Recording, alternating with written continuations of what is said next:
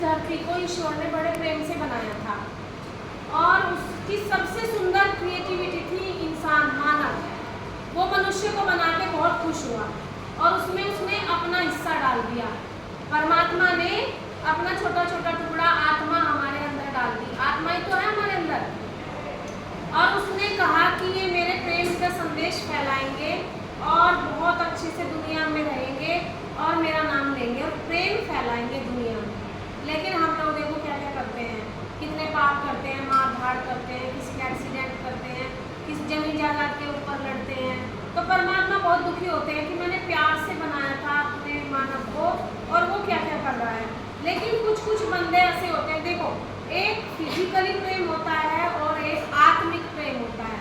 Physically प्रेम जो होता है वो नकली प्रेम होता है, वो शरीर से है और ये शरीर तो कभी भी नष्ट हो जाएगा, जल के खाक हो जाएगा।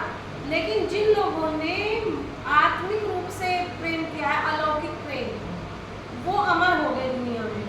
अच्छे बड़े बड़े काम किए जिन्होंने, वो भी अमर हो गए और जिन्होंने प्रेम किया है सच्चे दिल से, वो भी अमर हो गए। उनमें से बहुत सारे ने लैला मजनू की कहानी सुनी है। लैला मजनू दोनों दो आपस में सच्चा अलौकिक प्रेम करते थे।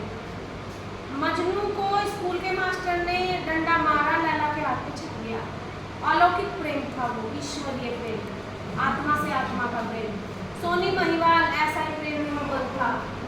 और श्री फरार, बहुत सारे ऐसे उदाहरण हैं जो जिन्होंने आत्मिक प्रेम किया और उनको दुनिया ने अलग अलग हटाया और इस चक्कर में वो मर गए, लेकिन उन्होंने अपना प्रेम नहीं छोड़ा। तो चाहे प्रभु से प्रेम करो, चाहे व्यक्ति से प्रेम करो, किसी से भी प्रेम करो, इतना गहरा प्रेम करो कि वो छूटे ना, आपका नाम हो जाए, ऐसे प्रेम करो।